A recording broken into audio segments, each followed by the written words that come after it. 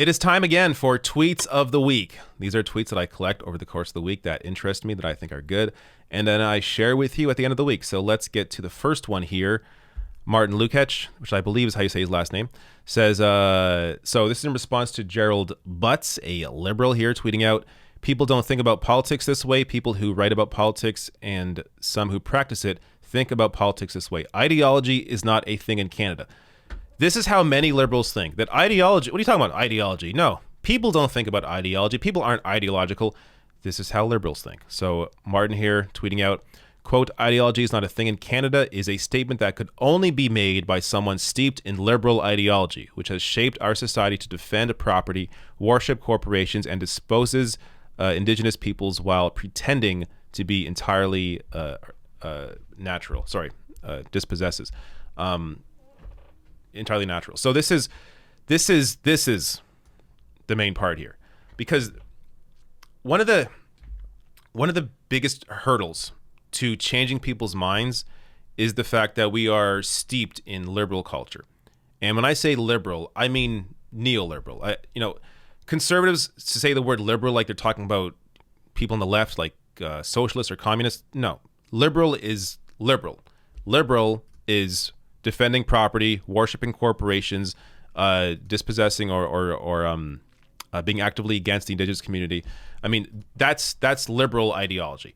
But because that's normal to them, that's what society is normally, that's status quo, then they don't see that as ideological. But it is ideological because it's still an ideology. It is still a way of thinking that is a particular way of thinking that impacts people in certain ways.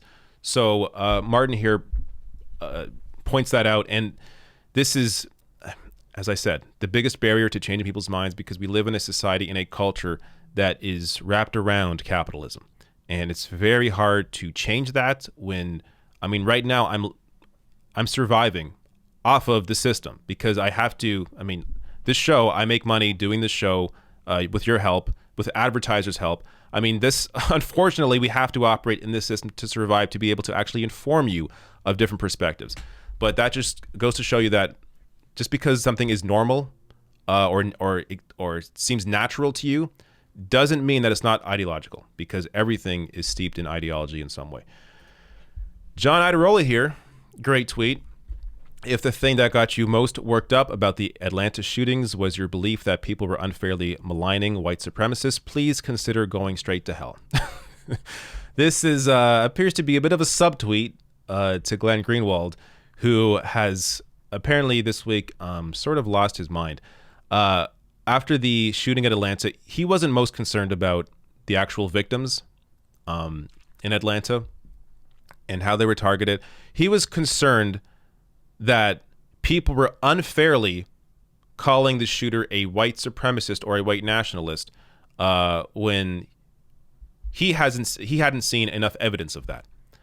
So it's just, that's a conversation, I guess, have at some point if that really interests you, if you care enough. But it seems really, really odd that the day of a shooting, you don't go straight to thinking about how there's been a rise in hate crimes against Asians, but you go straight to thinking, oh, well, if he's white nationalist or if he's a white supremacist, then prove it.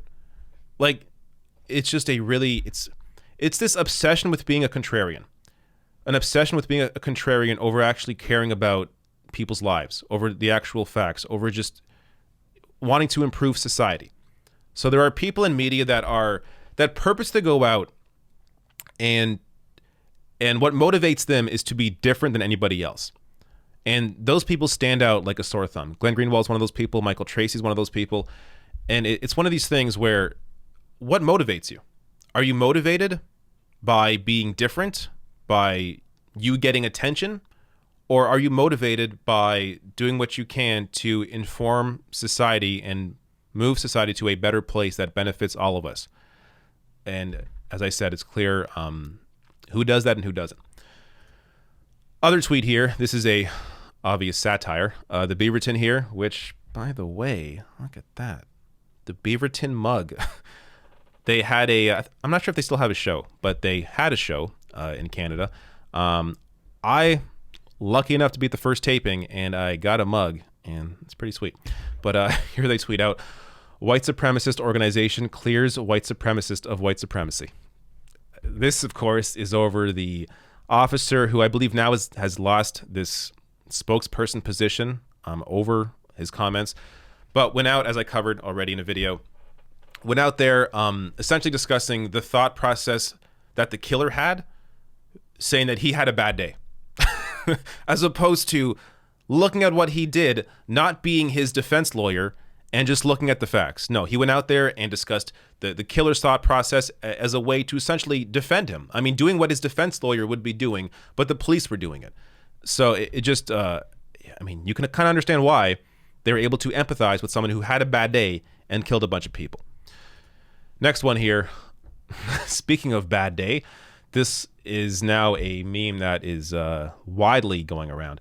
I assume this is where it started. Andrew Buzari, I imagine, created this, but I don't want to give him false credit. But here you go. Bad day, bad guy. I think this is self-explanatory. Bakari Sellers here. So this involves some explaining, because this, I guess we have to see the old tweet. Maybe somebody put it out here. Here we go. So Bakari Sellers, back in March 17th, 2020, almost exactly a year ago, tweeted out, "Y'all almost had Cynthia Nixon. This is why experience matters." Talking about Andrew Cuomo being doing a great job, apparently, even though he wasn't. But at the time, there was that idea out there that Cuomo was doing a fantastic job in New York. Here, Bakari Sellers randomly taking a shot at Cynthia Nixon to prop up his love for Cuomo, who, of course, had a lot of power as governor in New York. But then he deleted that tweet, came out saying, "I deleted a tweet from 1 year ago that aged like milk in the sun. Moreover, the tweet took an unnecessary shot at Cynthia Nixon. I owe her an apology and hope to be able to do it in person one day soon. We live and learn, and Twitter will always remind us when we fall short." Now, I'm all for people like this in a vacuum is great. Coming out, admitting your mistakes, you were wrong, apologizing, or saying that you will apologize. This is all great. Here's the problem. Bakari Sellers follows politics. He knows better. He knew better at the time when he tweeted it. And this is an example of how he knew better. Jack Dexterity here tweeting out, "You posted that tweet exactly 1 week after it came out that Cuomo was using prison labor without PPE to make sanitizer. It didn't age like milk. It was dead on arrival." At the time, it was clear what kind of politician, what kind of person Andrew Cuomo was. Even before all the allegations of assault and harassment.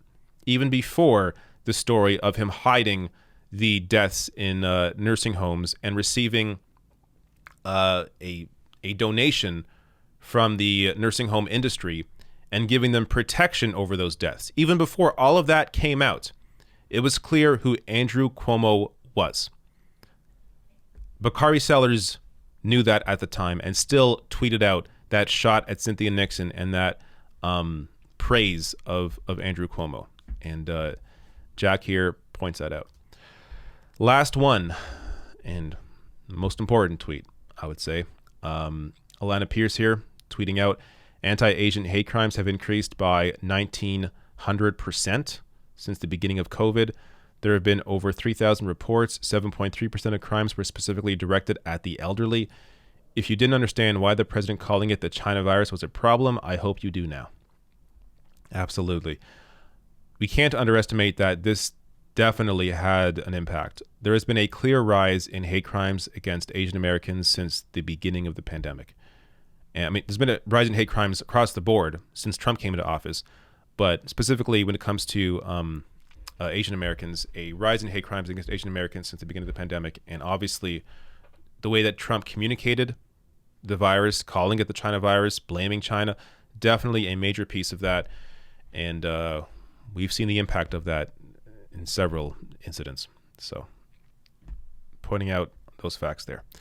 And those are the tweets of the week.